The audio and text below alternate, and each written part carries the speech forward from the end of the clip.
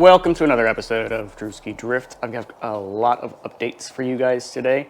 I am getting ready for our next event. It's going to be a 3-day event, spring break bash at OSW, just like the Black Friday event.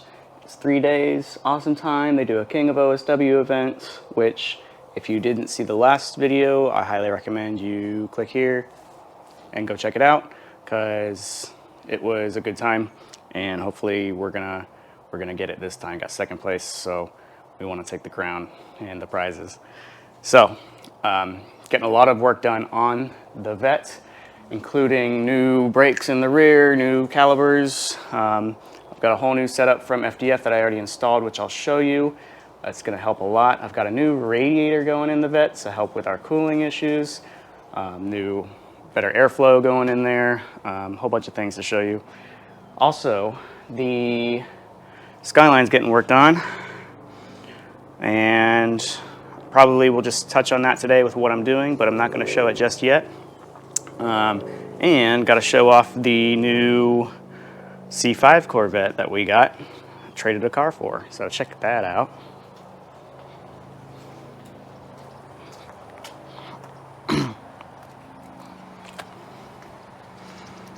This thing's pretty sweet. It is a Z06 C5, and it's already pro-charged. It's set up pretty well. I've already started taking it apart in my driveway. As you can see here, we got plans for it. Previous owner had like Momo seat and Momo heritage wheels, so I'm gonna keep that theme going. So I got a new Momo steering wheel sitting over there, matching shifter. I've got some harnesses from Momo that are going to go in once I get the harness bar for it, new radio and everything. Basically, we're just going to clean it up and make it nice. It is definitely a track car, not a drift car. I'm still going to put a little bit of angle on there so we can have some fun, but it is going to be a designated drift car, so that'll be fun. Expect some content from that one.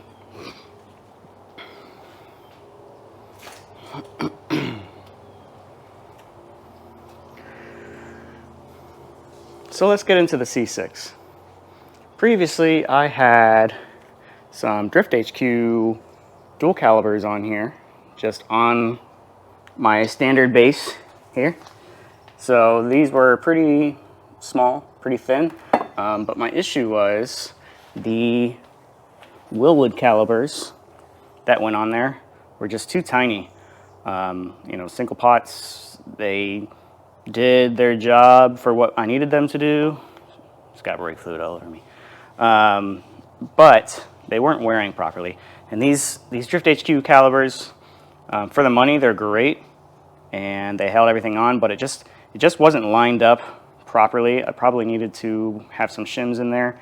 These are really hard to get off as well. So these are billet, pretty well constructed. I'll link these if you're trying to do a dual caliber build and you just want to save some money. Definitely a good option. However, they cause a couple of issues. So the first issue being the pads are tiny. So these are the pads. If you're putting these on a Corvette, they're not going to have a whole lot of stopping power. And as you can see, I ran into some issues here. That is just crazy uneven wear from what this is off the same caliber. So this is one side and the other. And you can blame that on myself for not bleeding them properly and not constantly checking them or replacing the pads, but the way that they hug around the rotor is just not ideal. You can see in some of my videos where I'd pull the handbrake and they would spark up because they're grabbing one side and grabbing the side of the rotor.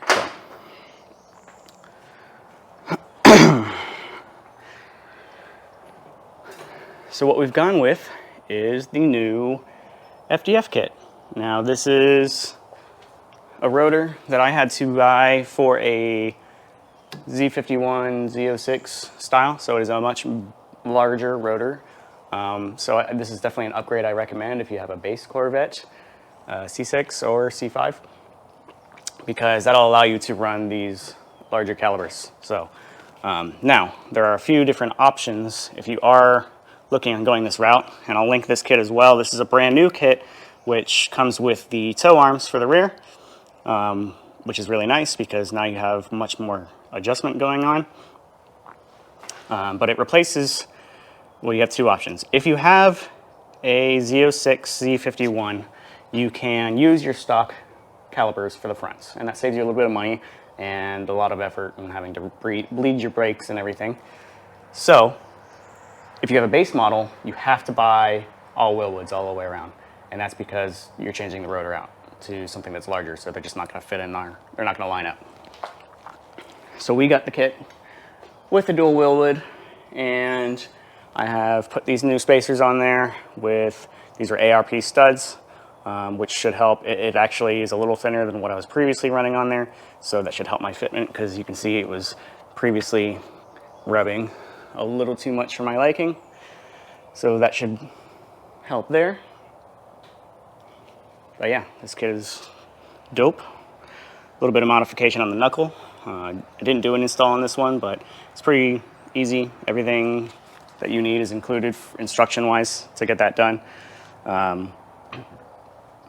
Took a little bit of time, but it wasn't that hard. All right, moving on to the front of the Corvette. We've got the entire radiator out, the shroud, and even the radiator support is gone. I've got that right here, actually. If you watched my very first video on when I got the Corvette, and I'll actually link that right here, I think, maybe there, here, no, right there. So the Corvette, when I bought it, was a salvage title, and the impact was on the front left up here, and you can see this whole piece is gone, and you know, guy who fixed it made these little brackets which connected to the factory radiator support here. And when I went and checked it out, because we were replacing the radiator anyways, I noticed that not only did it have all these cracks and breaks that needed to be welded back, but, and obviously it's not perfectly straight anymore, but the mounts on this side, just a little bent.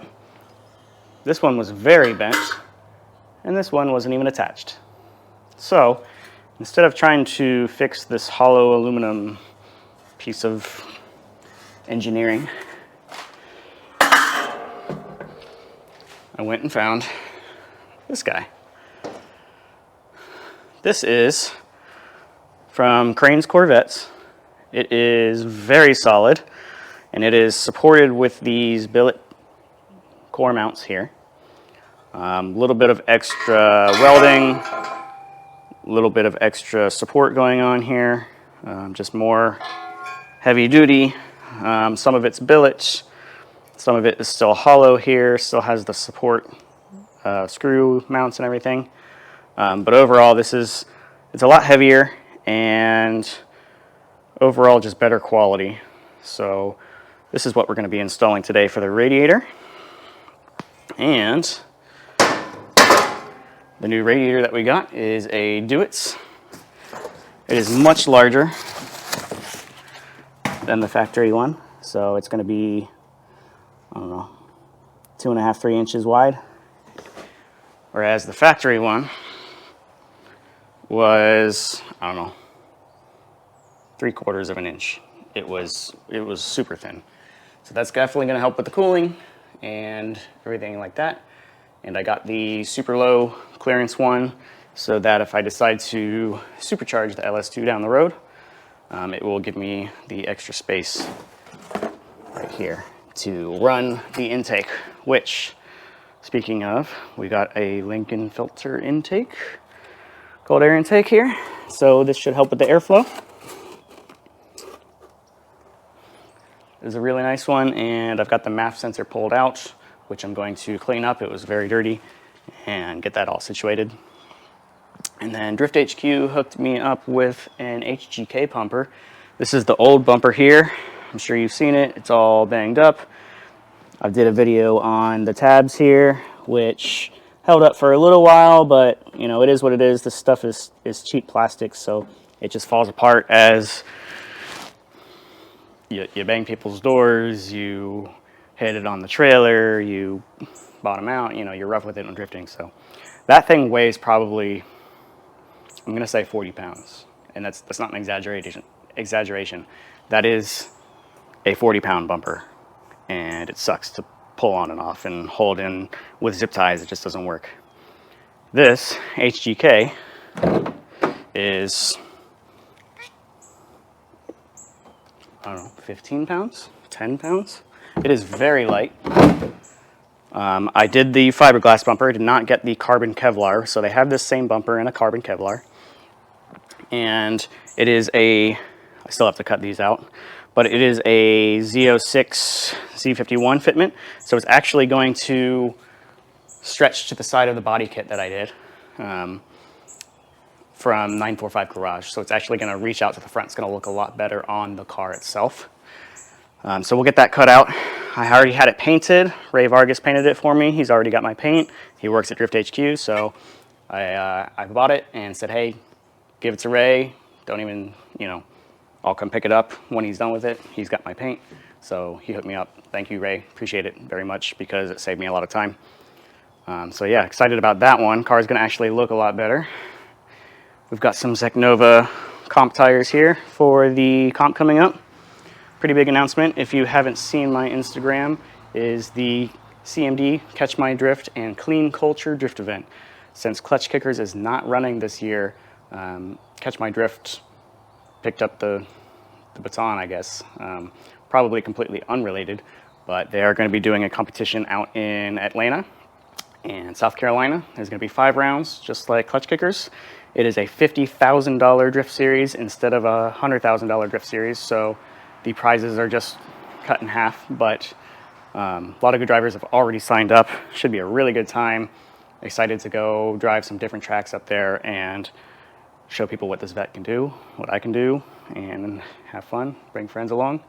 So excited to show that to you guys. Make sure you hit subscribe if you want to follow that, because I'm going to do a video on all the events, and I'm going to keep you guys updated as much as I can. All right, so let's get this radiator support mounted. It's the first thing we're going to cover today. And then I'm going to cut out the shroud, which goes over the radiator. And we're just going to throw that all in the car at once and get it all situated. And I'll show you guys the outcome. All right, so we got the radiator core support on. It is very sturdy. Sitting here hanging from it. It's not going anywhere. Placement's good. Everything lines up so far. So we'll see how the new radiator lines up here.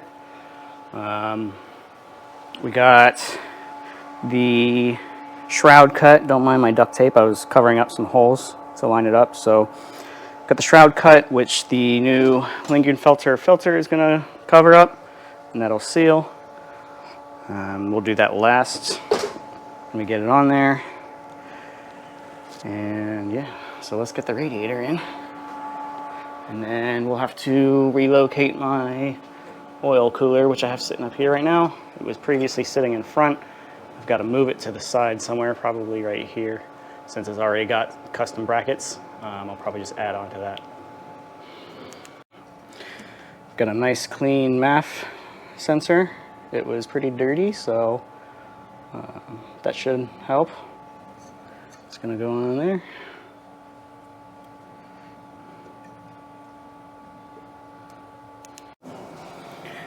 All right, so I started mounting the radiator and it wouldn't go in straight.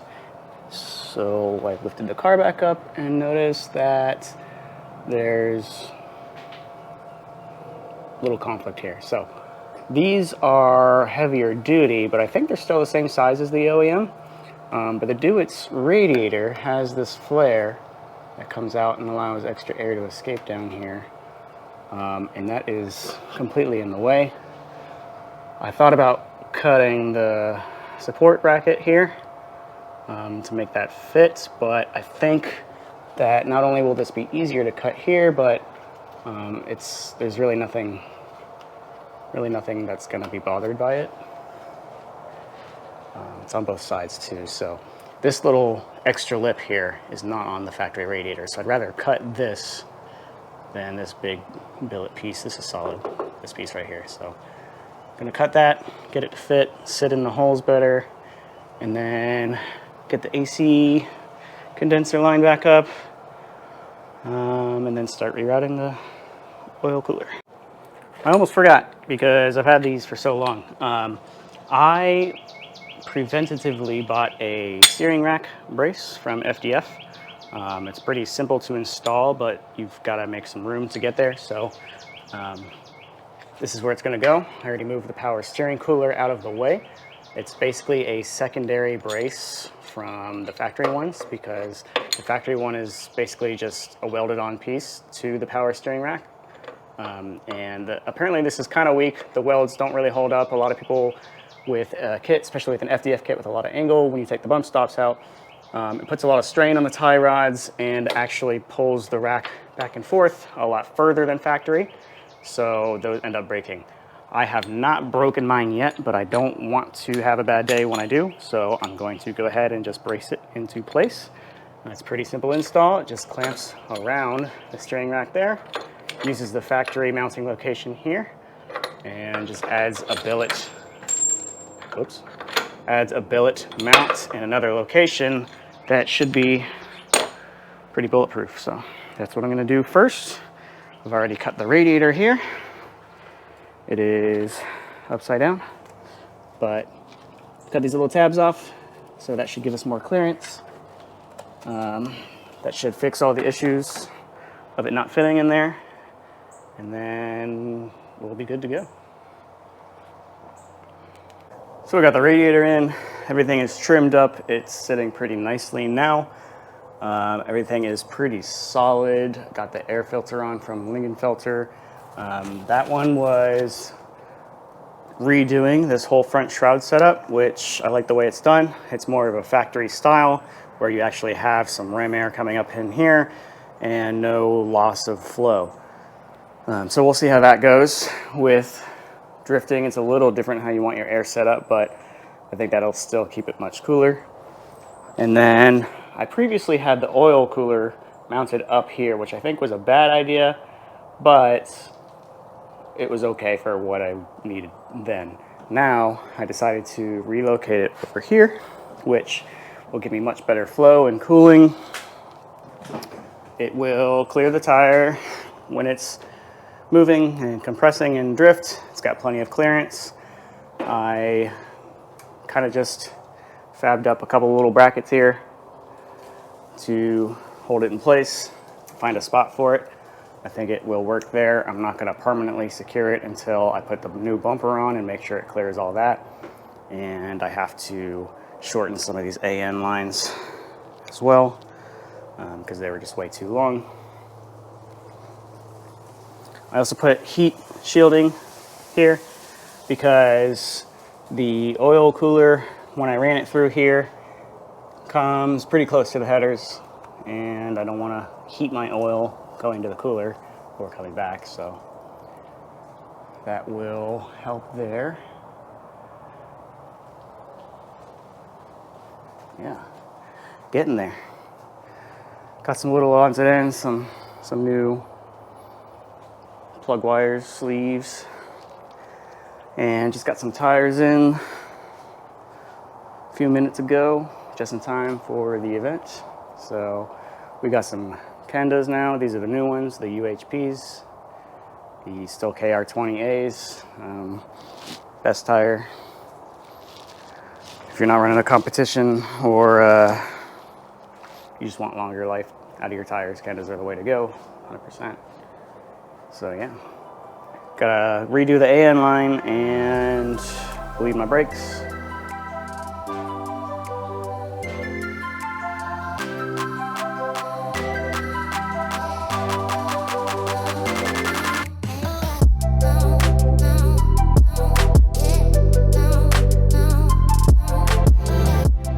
We are done for today. I will see you guys next week for Spring Break Bash 2023. Go over everything here. We've got Radiator looks good, operates at good temperature. I got the fans working. New expansion tank from True Focus Fabrication. I'll put a link to this if you're interested. It is much nicer than the factory one. I've got some heat protection going on in there, down in the oil lines, on the coils, and some other stuff that I didn't go over here. New Lingenfelter airbox is mint. This HGK bumper is clean, pristine. It is very, very light. It is very secure. I didn't even do all of the screws that I was gonna do, and it's just on there very well. Looks good, lines up with the kit very well. Everything fits. I had to do a little bit of cutting to get the hood props to fit and also clear the airbox here, but nothing too crazy. And cut out my little air vent here. That looks way better than the base model. And I'm gonna get a little grill down there, maybe. I don't know yet. But all that's left to do is to start it up, pull it out, test the new brakes. Got the new FDF brakes with the Willwoods in the rear, so pull that out and test that out real quick.